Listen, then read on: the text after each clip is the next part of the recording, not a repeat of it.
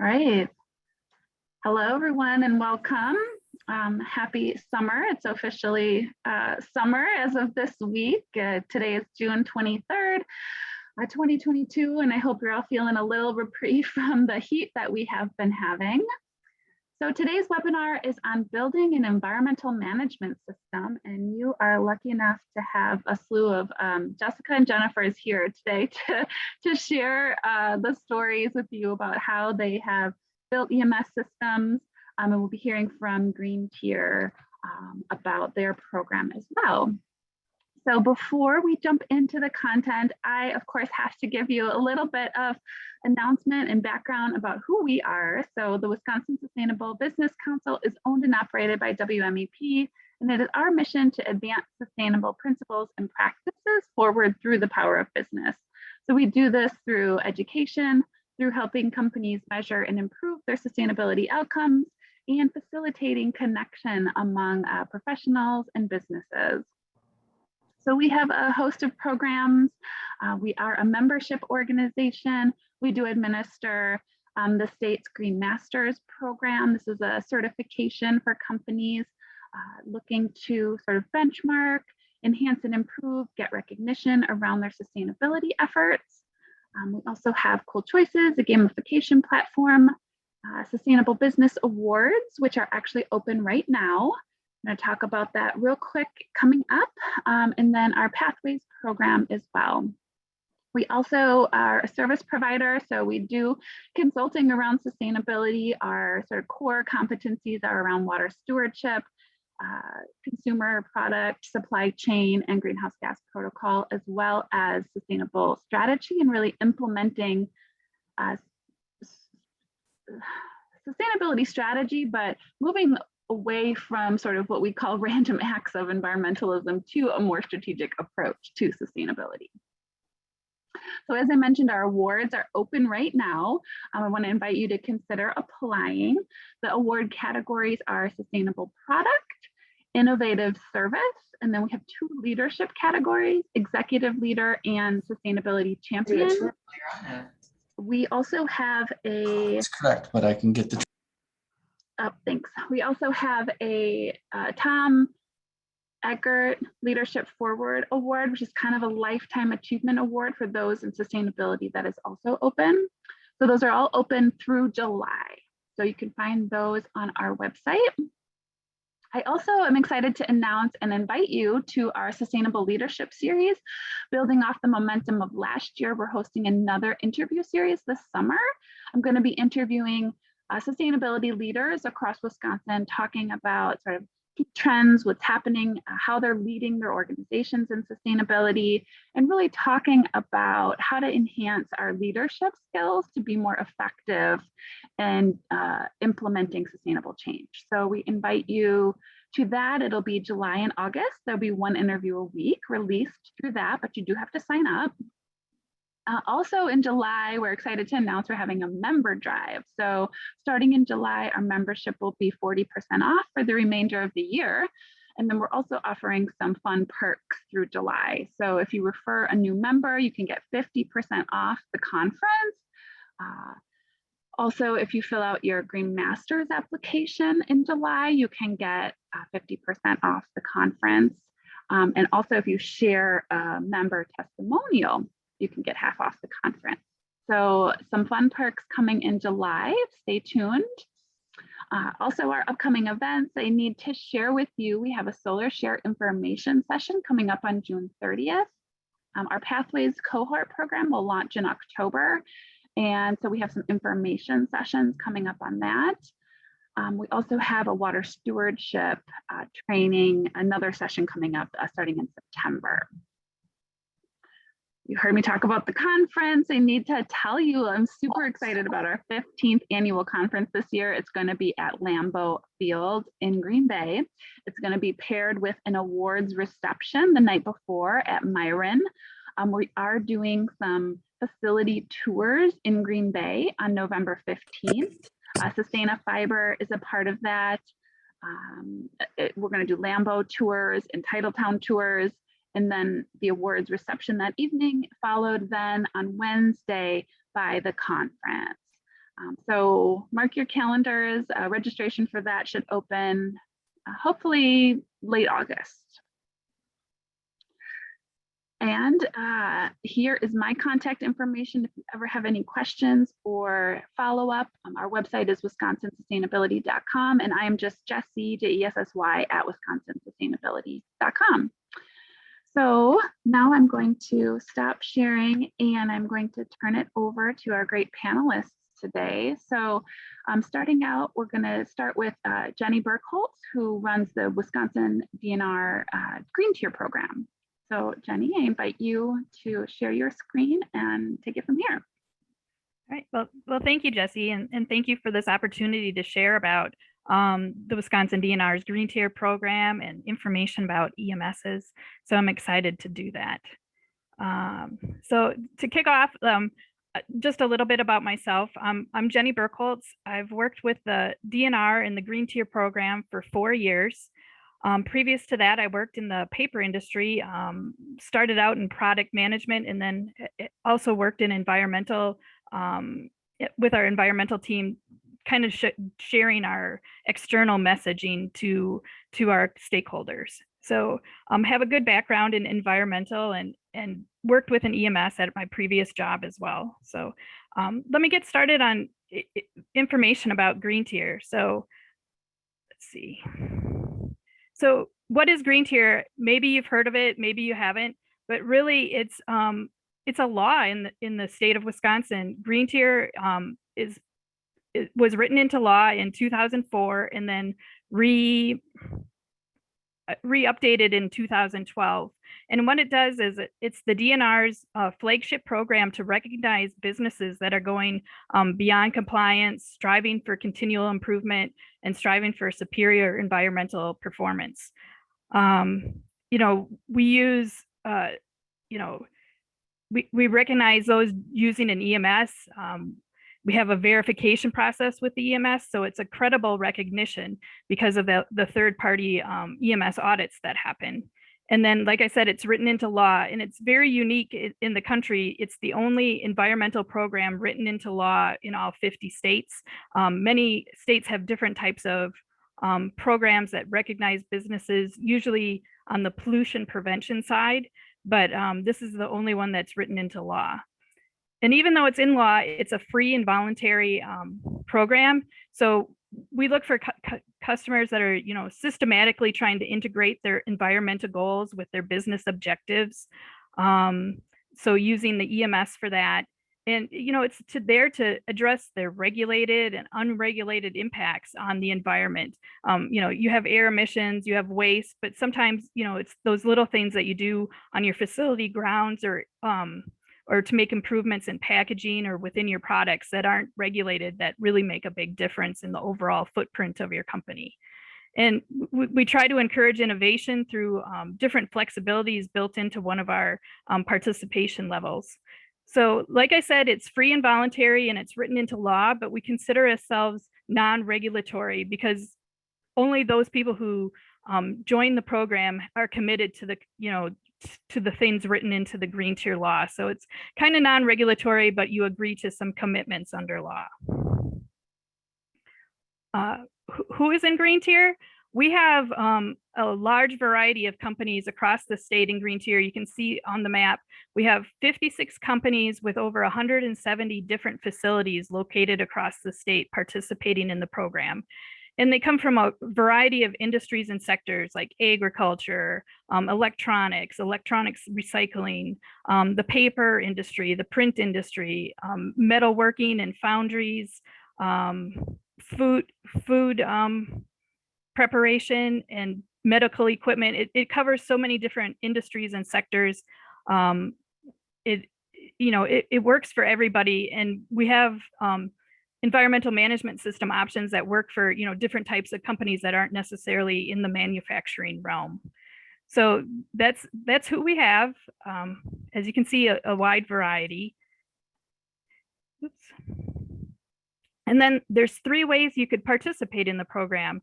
We have what's first is called a charter, and this is kind of a contract with the DNR that a group of businesses that share an environmental impact agree to work with the DNR and with their group to improve their environmental footprint or their environmental impact that they have.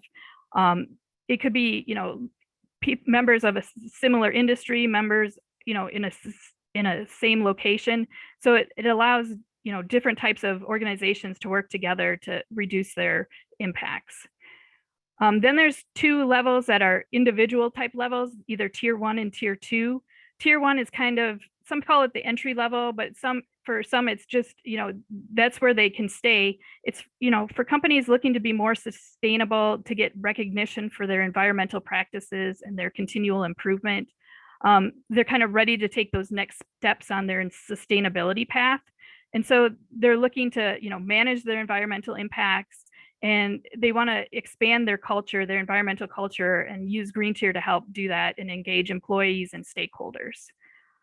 Tier 2 is kind of the next level, and it's for those companies that have a really well-established environmental or sustainability culture. They have an environmental management system that's been functioning and they've been using it really well. They have a good track record of environmental achievements.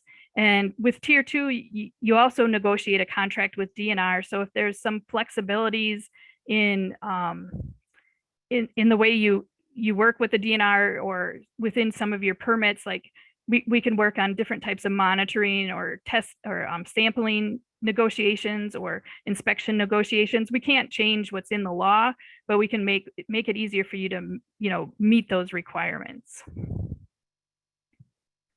So, to join in Green Tier, really, it starts with a clean environmental record. And so we do an enforcement check on everybody that applies to make sure they haven't had any major environmental violations that have happened or have been taken, had anything brought into the court system about some environmental violations. So that can be from up to 5 to 10 years, depending on the level that you join at.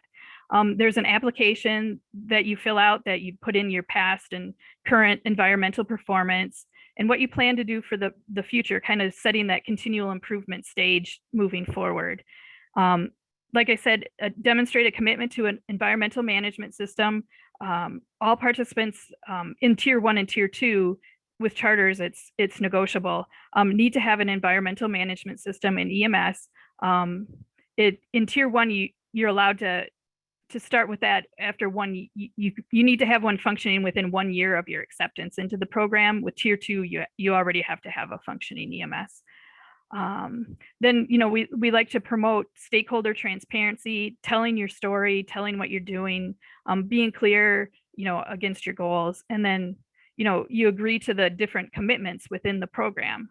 And so with those commitments, the first one is a commitment to the environmental management system. So like I said, tier 1 needs to have an environmental management system in place and implemented within 1 year of their acceptance into the program. And then tier 2, needs one as they enter the program. We use the EMS to drive performance, or have our participants use it to drive performance at their facility. And they need to have an EMS that's either certified to the international standard, the ISO 14001, or what's called a Green Tier functionally equivalent EMS. And I'll show you a little bit of background on what an environmental management system is and what it can do for you. It's really a strategic management tool to help an organization proactively manage risks, address environmental impacts, and set goals in a systematic and cost-effective manner. It kind of assists you in discovering and focusing on what's material to your business and then making improvements within those. And when your environmental management system is integrated with your other business strategies, it helps drive outcomes and performance. Environmental management systems are kind of based on a plan, do, check, act model. Like all management systems, you work towards making improvements, but it's starting with planning. What are your aspects and impacts to the environment? What is your strategy moving forward? Do you have an environmental policy? The do portion is setting those procedures and following those procedures, having document control, setting up training schedules, what your communication plan is. It's all the little things you have to do as part of the management system, but also in your day-to-day business. The check portion is where we get into the auditing, be it internal or external auditing, and then reporting on those results. And there's the act, or some people call it adjustment stage, where once you have the audits and you see where those opportunities for improvement are, or where maybe there's some non-conformances to what you have written in your EMS, you make those adjustments. You do a management review, take corrective actions, or just make those improvements, and then it just continues. So you're always just continually improving the system itself as you make improvements within your business. And then I spoke about the two different types of EMS. There's the international standard, the 14001 EMS, and then there's what we call the green tier functionally equivalent. And they're very similar. They're both based on that plan, do, check, act model or foundation. And really what the functionally equivalent does is it kind of makes it easier for non-manufacturing businesses to build an EMS around their processes and what's material to their business. It gives a little bit more leeway or broader statements.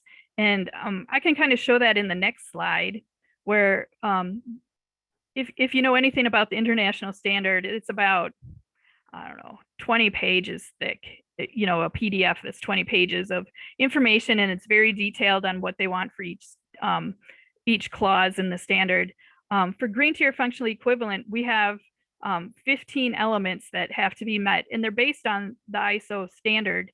But you might notice it says 12, but there's things like 10G and 5M because it's the government, so they number things weird. So it is 15 things, but they're like broader statements, but they follow the plan, do, check, act model, and they also like I said, are based on the international standard. So very similar things like plans and procedures to maintain compliance of obligations, implement and establish and maintain the EMS, plan for prevention and emergency responses. It's things that you'll see in the bigger standard, but like I said, more broader statements. And with the EMS, the second commitment becomes that environmental auditing. First is an EMS audit. This is a requirement of both, green tier, the ISO standard, and, it's kind of determined on the frequency of audits is kind of determined by what program you're in and what type of EMS you have. So for ISO 14001, they have annual audits that they come in and do. They're kind of on a 3-year cycle, where the third year is their certification audit, or their first year is the certification audit, giving you that standard. And then they do 2 surveillance type audits. And then again, the third year would be the recertification. So, and then with tier 1 and tier 2, with green tier, if you have an ISO EMS, you'll definitely be doing annual audits. But if you have a functionally equivalent EMS, you follow the tier 1 and tier 2 schedules of green tier.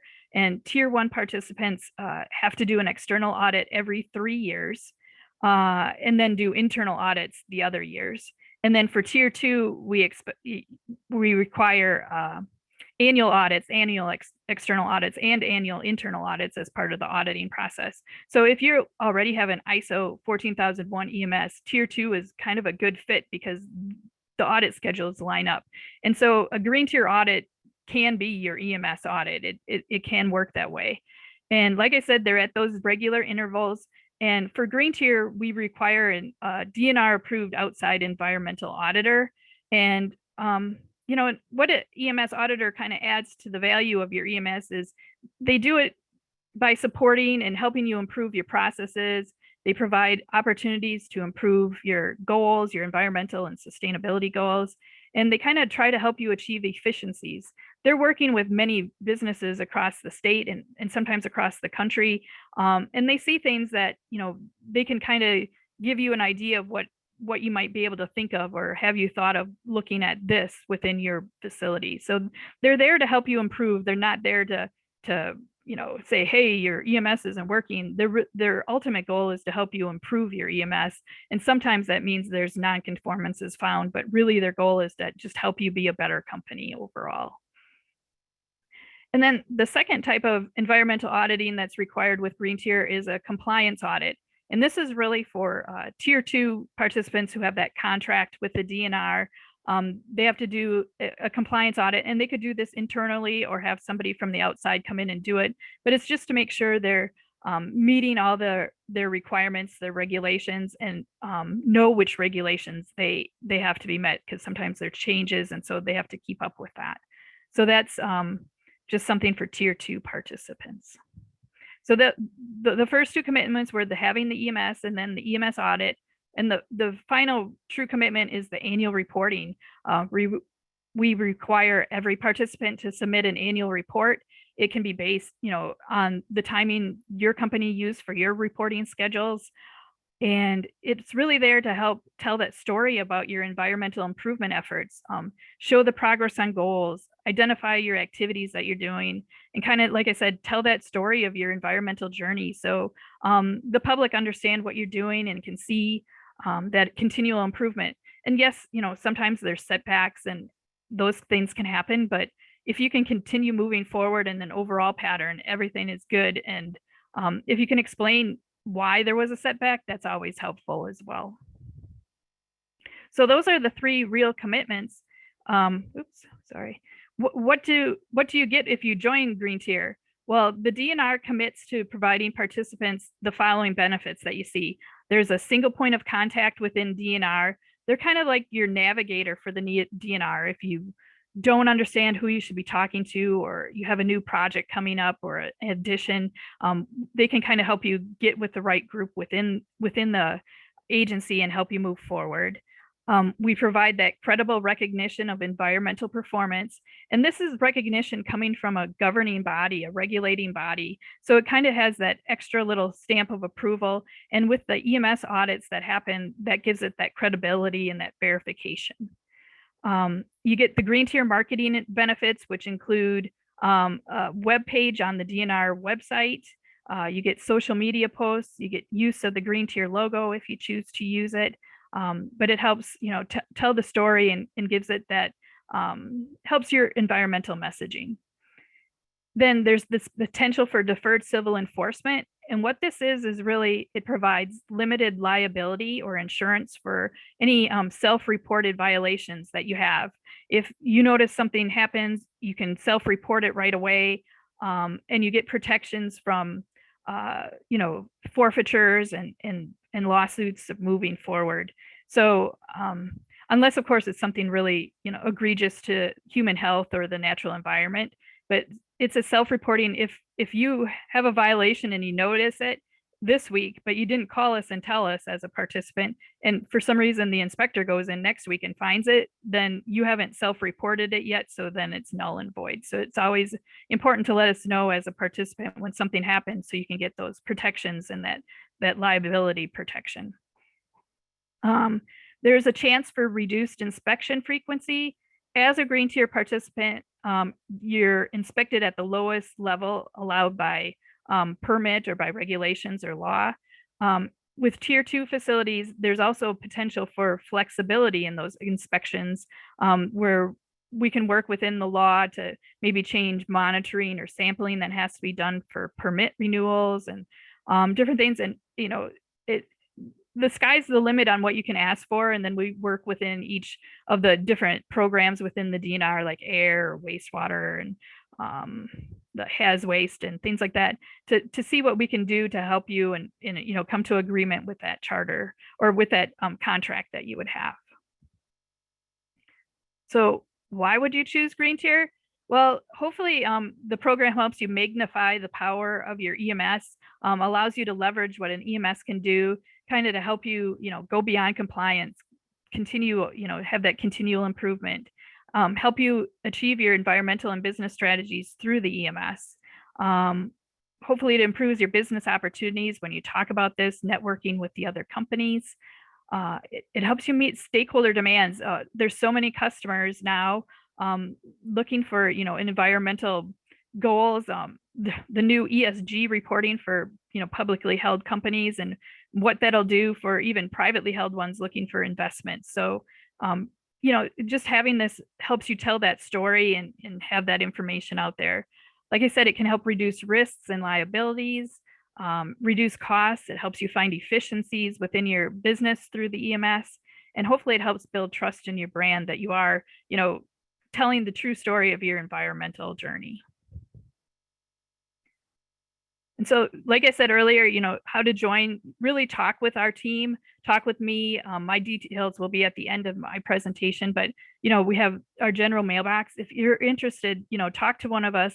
We can help you decide which participation option might be best for your company. And you can find our application materials on the DNR webpage on the green tier section. And just lastly, I just want to say that I'm part of the sustainability and business support group or program at the DNR. And what we do is we work with businesses wherever you are on your environmental path and try to support you to meet your needs. We have the small business environmental assistance program, which helps small businesses. And even if you're a large business and you have a question, you could ask it there. But it provides confidential service to help you understand regulations better. We have EnviroCheck if you want to check on your compliance level and have some protections there. We have the Green Tier program, like I mentioned, like I've been talking about, and then we have the EDGE program, which allows businesses to develop on brownfields and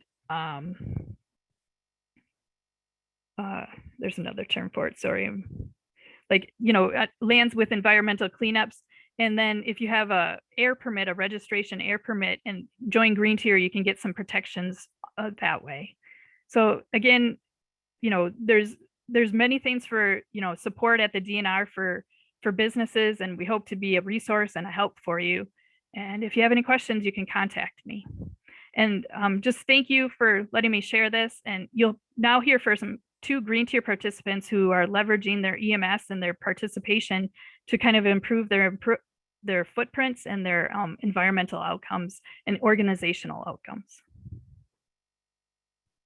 Thank you so much, Jenny. It's a great overview. We often talk with businesses about moving from a reactive state to a proactive state, and the Green Tier program is a beautiful example of that, like working together with the state agency to really help them, improve on their, permitting, their resources, all of that. So yeah, our goal is to make life easier for businesses if we can. It's, these are the regulations. Here's how you can meet them. Here's how you can even go beyond that if you need to or would like to. So it's all dependent on what the business needs at their point on their own path. So. Great. Well, there is a question here. I think, Jennifer, you're up next with Empire Screen. If you want to go ahead and share your screen. Someone was asking if this program is available outside of Wisconsin, and I'm pretty sure the answer is no to that, but I'll let you answer, Jenny. Yeah, it's no, it's not. It's just a Wisconsin law, Wisconsin Green Tier. Like I said, other states have different programs.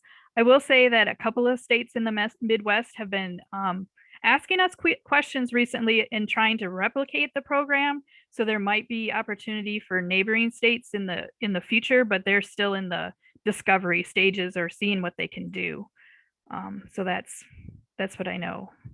And then I saw there was one other quick question about communities, I think. Communities, exactly. Yeah, and actually we have a charter already. It's called the Green Tier Legacy Communities that brings cities, well, like local governments. We have, cities, villages, townships, and counties involved in that across the state. And you could reach out to me and I could get you some more information on that, but it's a group of, and they support each other through sustainability programs. They have big networking. They have, they get together about 3 or 4 times a year with big meetings and try to support each other and provide ideas. So I think just reach out and I could get you some more information on that.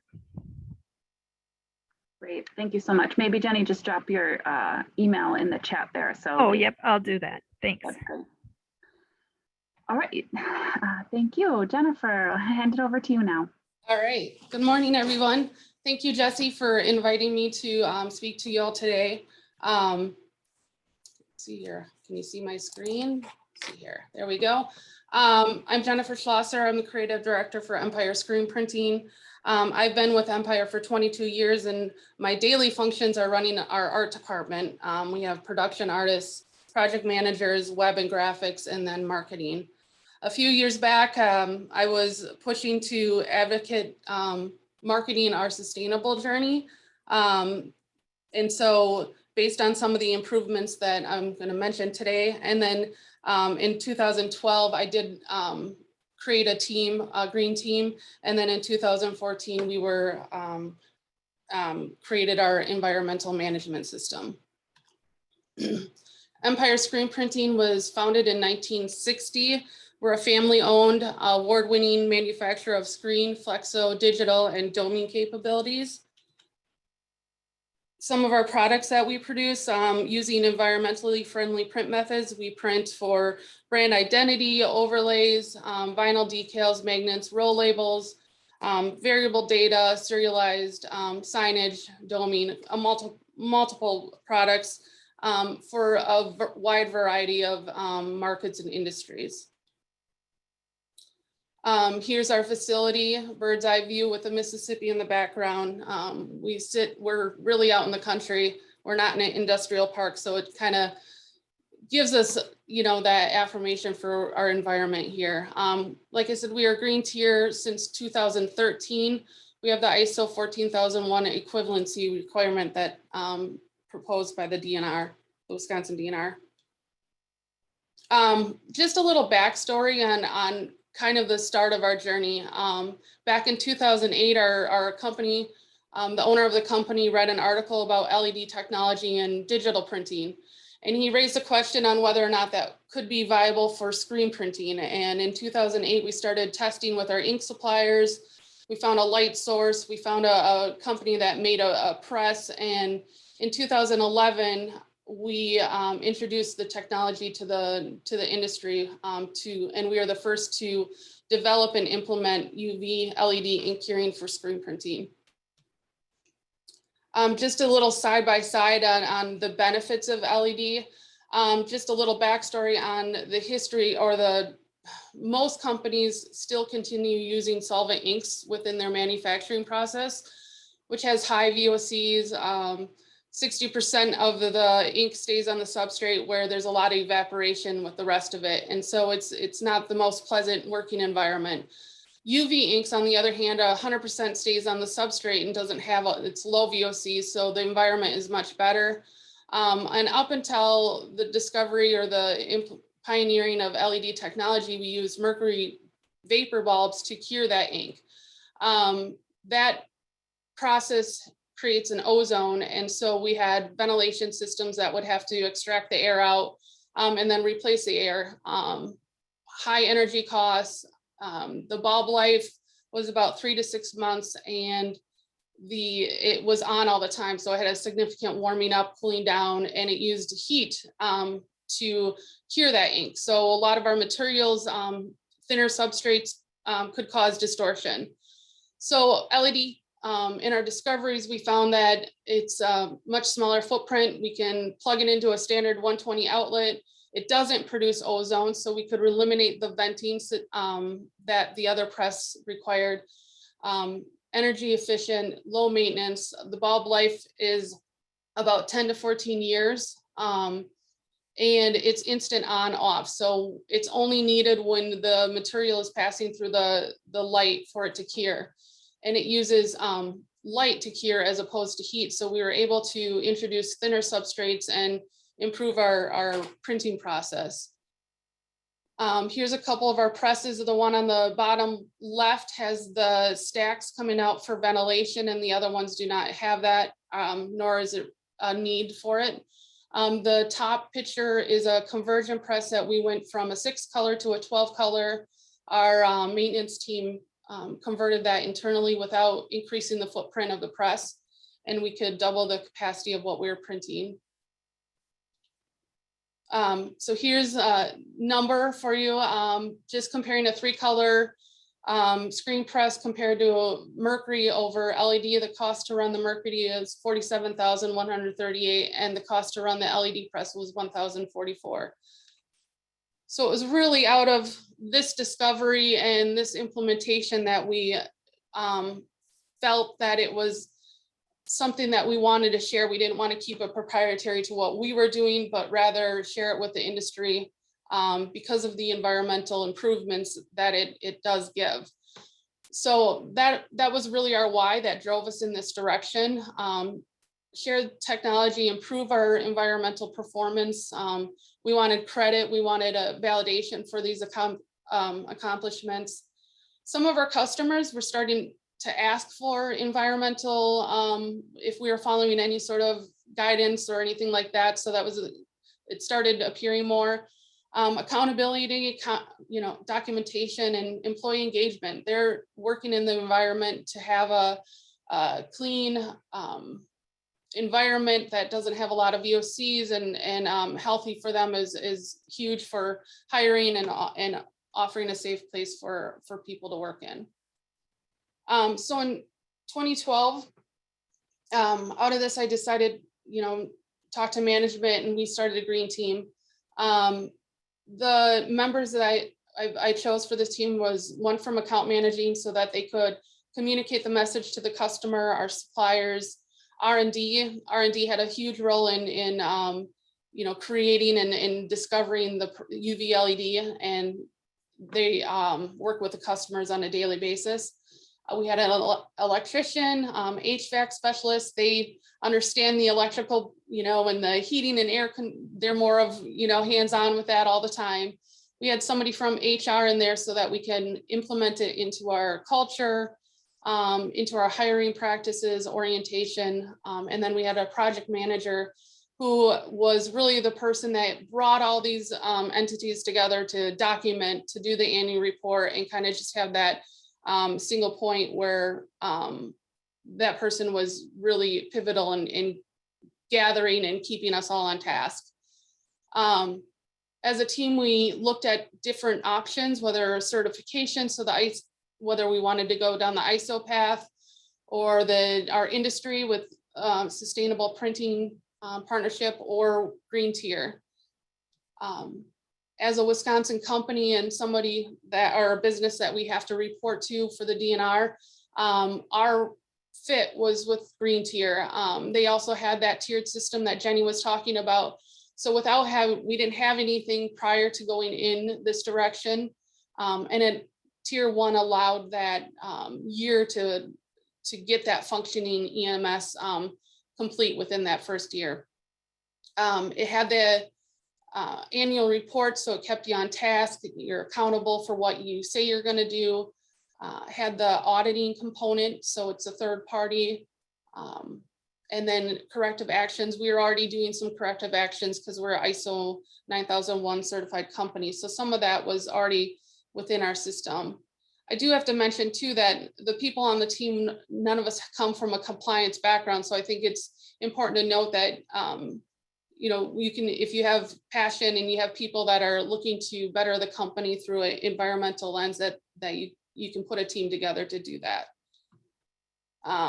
So driving change, one of the things is to secure top management. I am on our management team, so that communication was there, and he kind of gave me, the reins to get this going.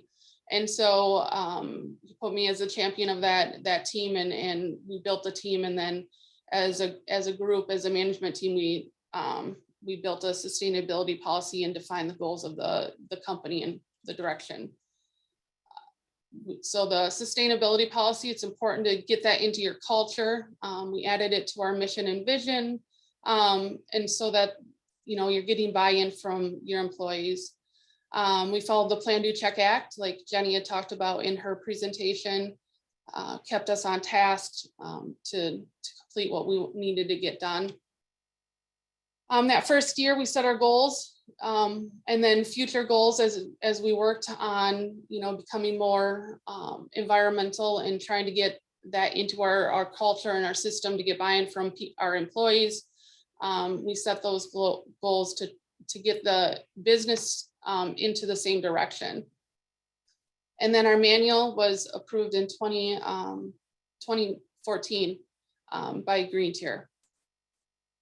One of the steps was to get it into our document process. So we call it our QMS, Quality Management System. And part of that is the policy for sustainability. So, and then how does it fit within work instructions and people's day-to-day work environment? We have a recycle program. So we wanted to make sure that that recycle program wasn't out of what they were doing, but more of what they were doing every day, so that it made it easy to implement within their process. After the EMS, we had the annual report.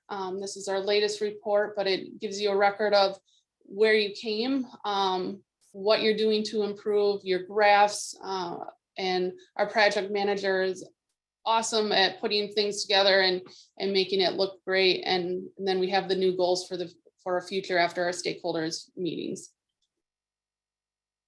The outside audit component was a big factor for Green Tier 1. We do it annually internally and then 3 years on our external audit. This was, we learned a lot from our audit process where we can improve it, and it was a good discussion on how we can improve it. And so it's that third party that comes in and sees your process. Sometimes when you're in it every day, you don't always see everything. And so it's nice to have that third party come in and show you where to improve it and see where you've come from too. So the benefits for us, we started tracking the information, track the environmental performance. Before then, everybody, the people that had the records that had to report to the DNR had it in their file cabinets or wherever they stored it, but it wasn't visible to the company, or it wasn't visible to the team that we put together. So that was a big improvement. We increased our efficiencies, and we reduced our waste in the new processes that we were implementing back in the early 2010s. Continuous improvement. We've received Riverland grants for the presses that we've converted to reduce our energy, enhance compliances. The outside auditing factor, the health and safety of our employees. Number one, we have to make sure that we're following, no matter what we implement, that it follows the health and safety of our employees and our environment. Employee morale, engagement, public image, what we, having the state certify or recognize us for this Green Tier participant, helps with our customers, it helps with our community, our employees, our stakeholders. So it gives a good public eye for the business. And validation, it's not just what we're saying, it's what is being recognized, and greater opportunities with businesses. We took a survey of our customers and found that close to 65% of our customers look at sustainability when they're purchasing, during their purchasing decision-making process. Metrics are big. I mean, this starting out was, how do you wrap your mind around, what to record, what not. And so if you don't know, metrics show you the picture of what's improving, or if it's not improving. And if you don't have that metric there, you can't see it. So establish that goal, that objective, and determine what that baseline is going to be. I think starting out, we didn't know always what our baseline was going to be. So maybe we made predictions that didn't have the baseline there. So going back and discovering what that baseline is, and then set your target to create an improvement plan off of that is important. Some of our success stories in the last 10 years is that we've gone 100% with UV inks. We don't have any solvents in our facility anymore.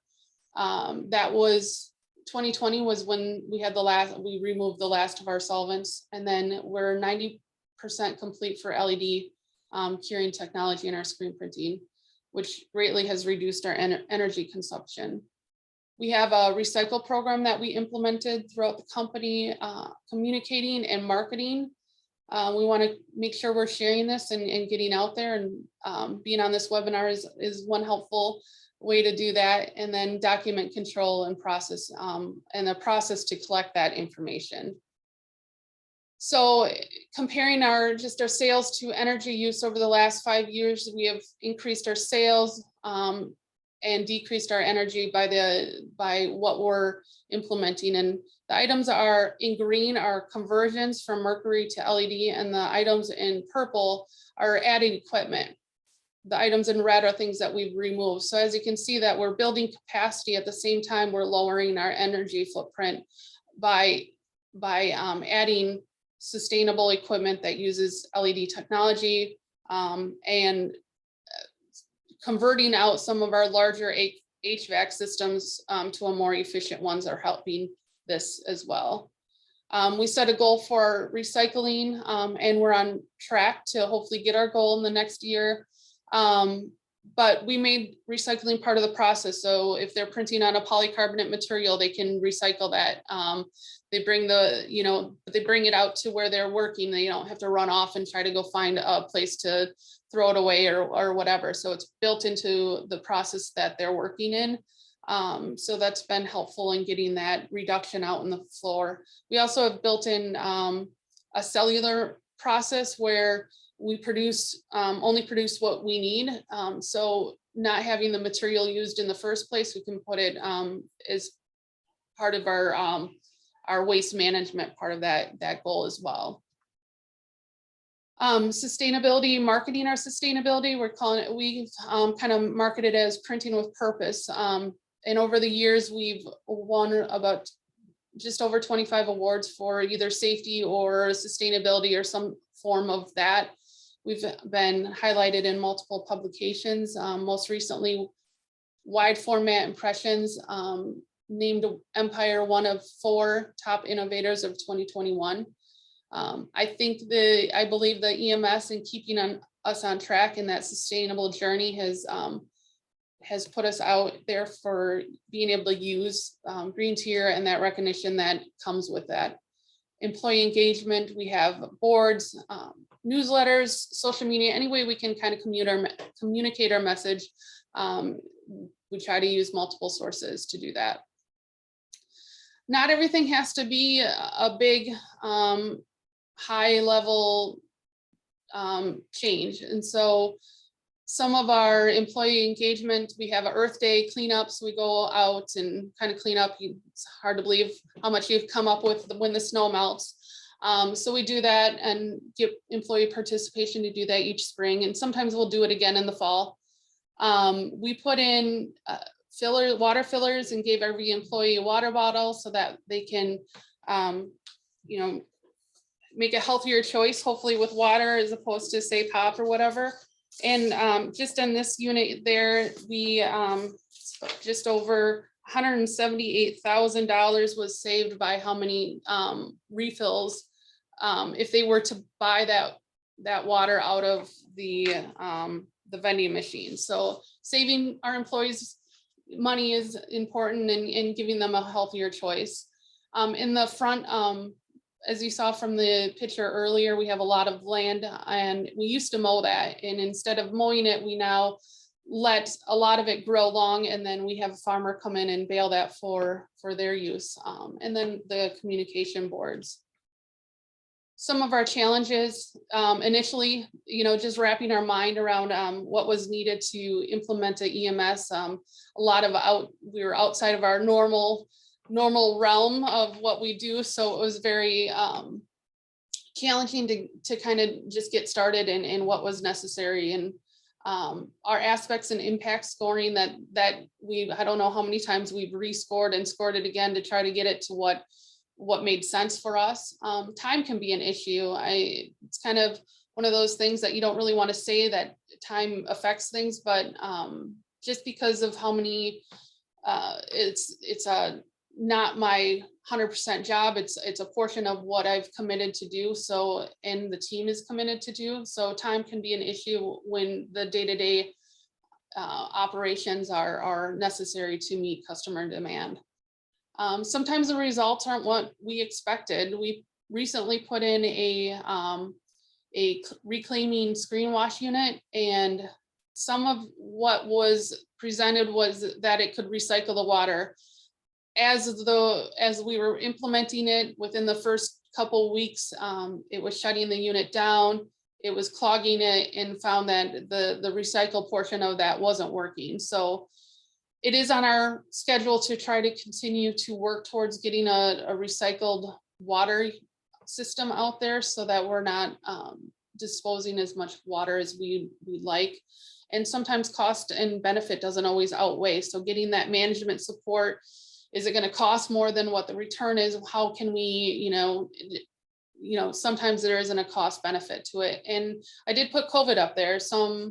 COVID was a challenging time, I'm sure, for all businesses, and how they kind of pulled through during that time, as well as what's happening now. So now, we weren't in the community, we weren't talking, we weren't establishing connections. We were doing internal items here to improve, but yeah, that kind of put a slowdown on our progress of where we wanted to be from a communication standpoint.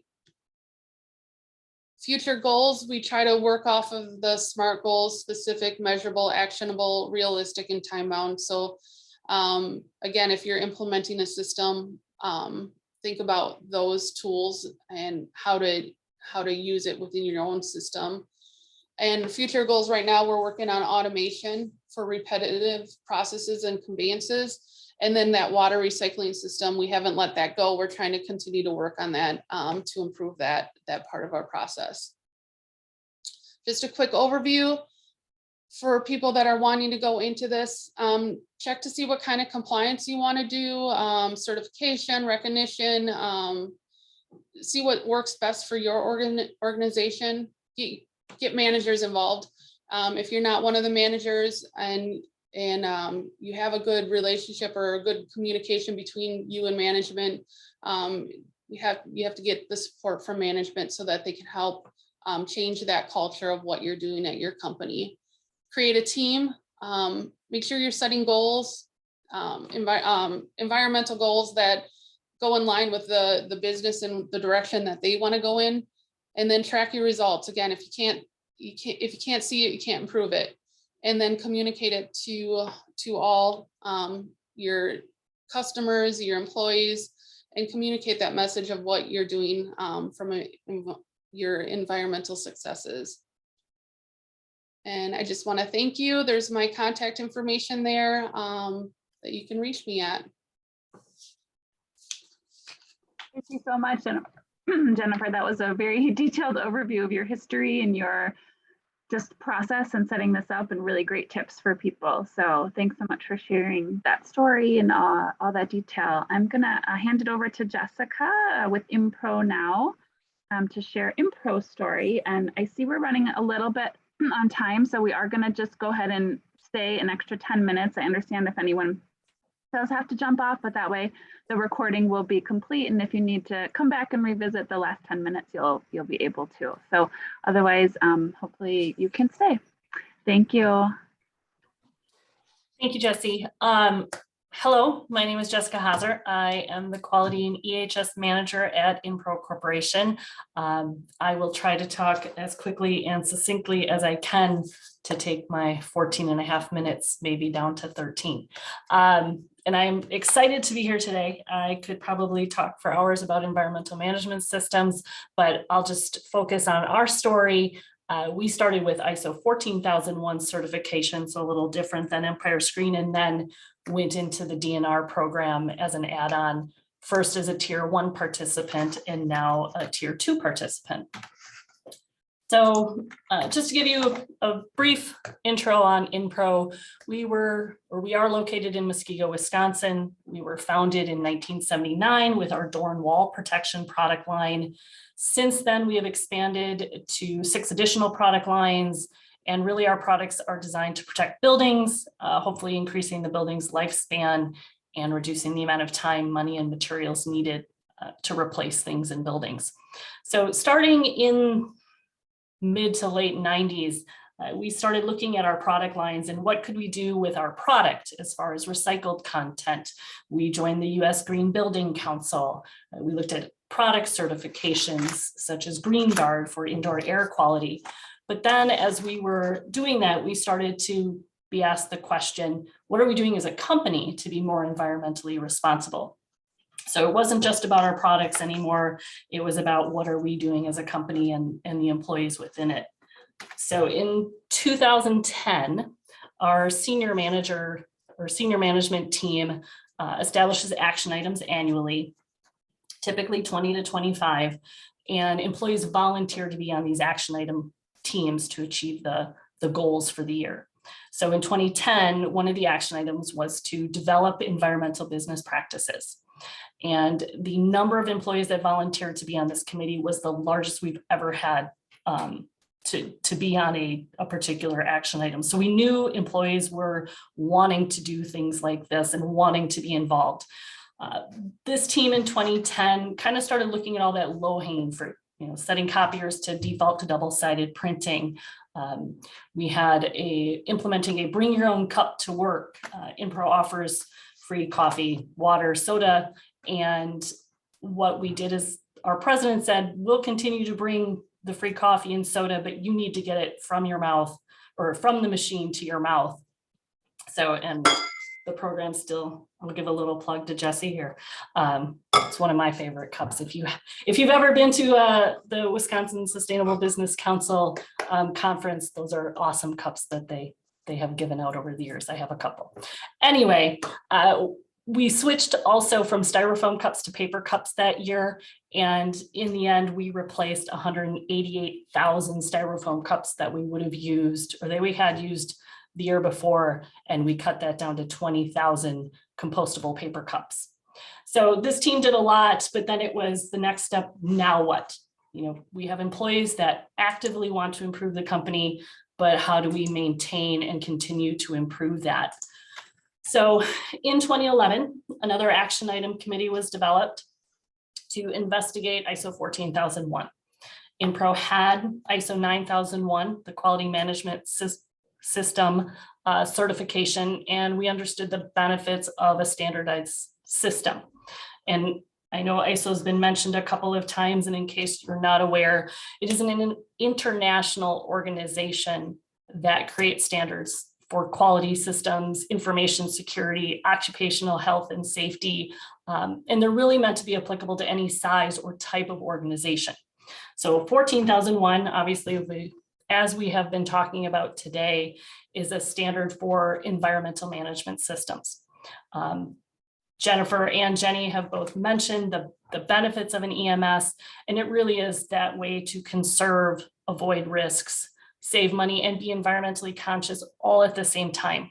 So in late 2011, we had done our investigation and we decided to implement an environmental management system and obtain that ISO 14001 certification, which we did achieve in January of 2013. So it took us just over a year to get through implementing that EMS.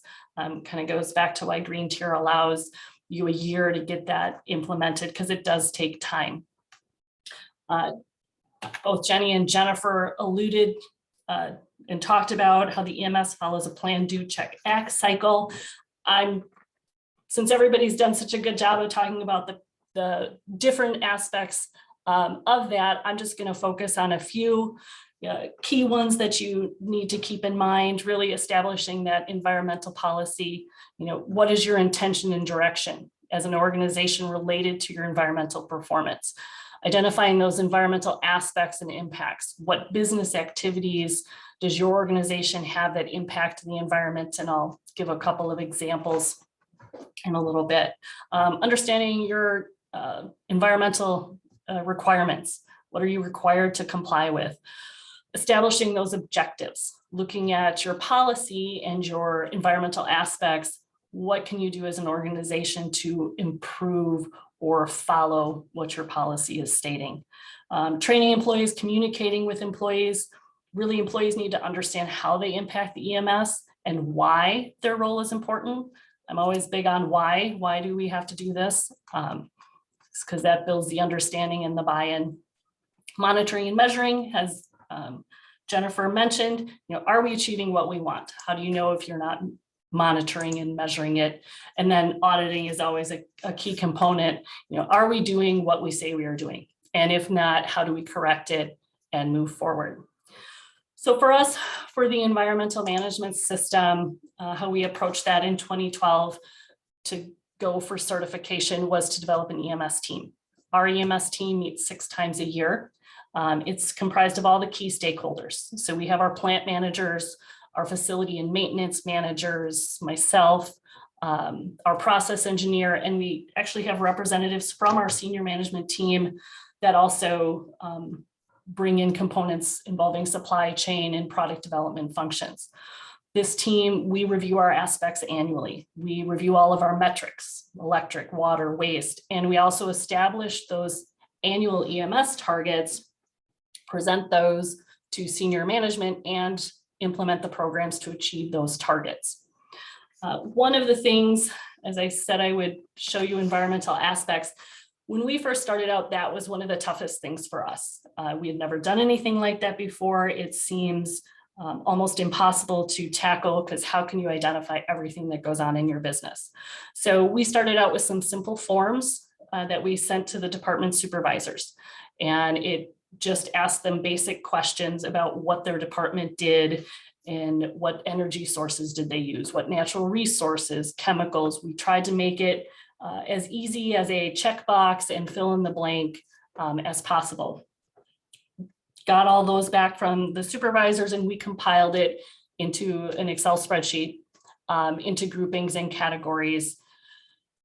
Then we came up with evaluation criteria. So as you see on the slide, the paper usage, that's applicable to all of our buildings here in Muskego. And then we rated that based on those criteria that we have defined on a scale of 1 to 5. And it's severity, likelihood, frequency, controllability, employee or community concerns, and come up with a total score. We decided the EMS team had come to agreement that anything with a score of 15 or higher would be a significant aspect.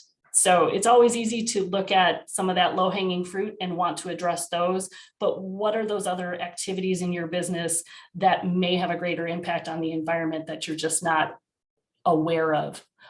So this helps us to identify that, and then we can look at, when we're setting our targets for the year, which aspects should we really take a look at, and can we do anything to help improve that score or reduce that impact? Another thing that we found very beneficial with an EMS, which then thus led us into the Green Tier program, was understanding our environmental requirements. Prior to 2012, we hired a firm to handle any and all of our legal environmental requirements.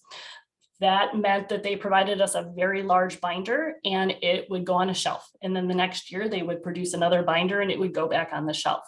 When we started establishing our EMS, we partnered with a different consulting firm, and they educated us on our requirements and what we need to do on a daily, weekly, monthly, or annual basis.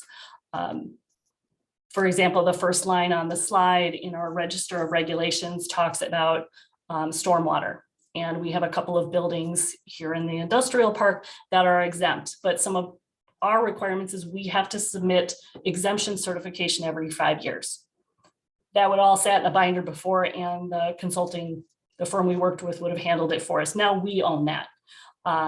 We still use the consulting firm. We have no one on staff, I guess I should say, that is versed in all of the regulations, both federally and in Wisconsin. So they provide us with that resource. They also submit our annual reporting that we need to do, whether it be the EPA or the DNR.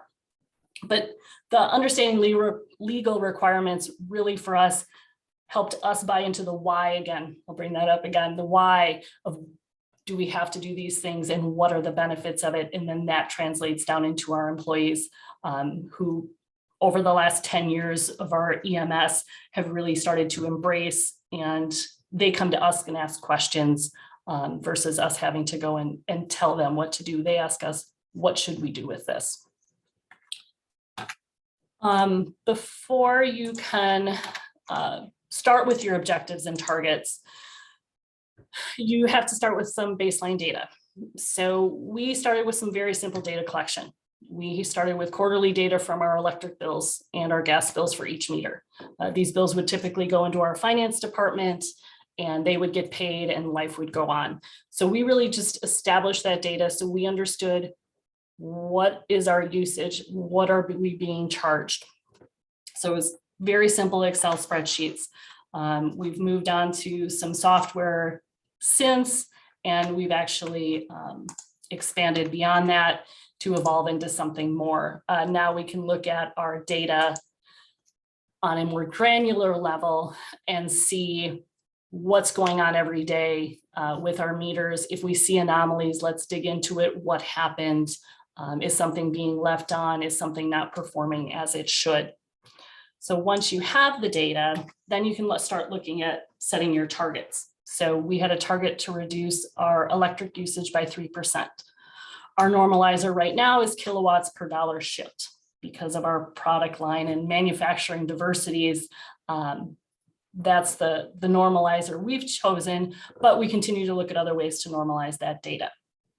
Since we are a manufacturer, the more we grow, the more potential for electricity there is. But since 2012, our kilowatt per dollar figure has been reduced by 33%. Our kilowatt usage during that time has increased 17%, but our net sales, or while our net sales has increased by 74%. We've also added 2 manufacturing buildings to our operations, added new manufacturing equipment, and increased the number of our employees by 33%. So we're able to kind of take all of that and say, are the things that we put in place, such as variable speed drives and changing out lighting, are they having an impact on our environmental performance? Another goal that we have is to achieve zero waste by 2025 based on the TRUE program. Our goal is to be compliant with the program. We haven't determined yet if we will move forward with certification to the TRUE program. We'll have those discussions at a later time. But in 2021, we achieved an 85% waste diversion rate, and we are looking at being at 90% by the end of this year. So we should surpass our goal or achieve our goal earlier than 2025. So with our EMS system in place and certification occurring in January of 2023, about the middle of 2014, we became aware of the DNR's Green Tier program, and we applied to be Tier 1. We felt it was a way that we could improve our EMS. We really wanted to build that relationship with the DNR because we were starting to understand our regulations a little better. And just as Jenny mentioned earlier, it's that recognition or credibility that can be established by being a member of Green Tier. So we became officially a Tier 1 participant in October of 2014. And then in 2019, after meeting with our Green Tier point of contact, we decided to, again, look at improving our EMS and by applying for Tier 2. And we are now a Tier 2 participant since August of 2020. For us, that relationship has really benefited InPro as a corporation in that our point of contact suggested to us to review our air permit. The level we were at, the POC thought we could go for a lower air permit, which saved our annual fee from being $4,000 a year down to $400 a year. And there were some requirements that we were no longer had to do. So that saved us not only financially, but it also saved resource time as well. We've had hazardous waste regulation changes, and the point of contact is able to help answer questions. When we were looking at potentially implementing or having not to implement a SWIP, stormwater prevention pollution plan, our POC was able to put us in contact with a stormwater specialist who came out here to help us determine that. So I also think the Green Tier program, as I know Jenny mentioned, it's law, but they are also very receptive to change and input for how the Green Tier program is working. And so I've appreciated that as a participant, knowing that our voice is being heard. And I know I recently was a part of a beta testing group for annual reporting of metrics. So I will end my EMS cheerleading and thank you for letting me share our story. And if anyone needs any information of what worked or what didn't, I am always happy to share my experience with our EMS here at InPro. So thank you. Thank you so much, Jessica. It's such a great overview of your program, and just also, I know you have done such a good job at creating those metrics, tracking them over the years, improving upon your sort of data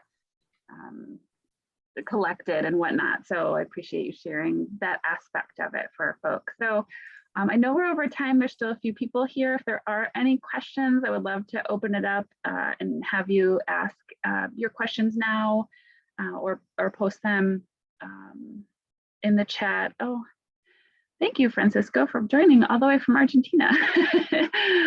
I hope you have a great day. So yeah, does anybody have any specific questions about anything that you heard today?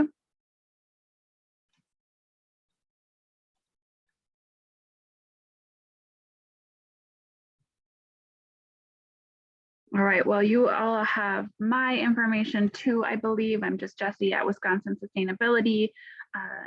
Our speakers were gracious enough to offer their contact information. If you have direct questions, feel free to reach out to them, or again, you can reach out to me and I can help connect you. Thank you to Jessica, Jennifer. We were the quadruple J team today. Thank you so much for your time and your energy and all the great work you're doing around sustainability and managing your environmental program. So thank you. And with that, we'll wrap up.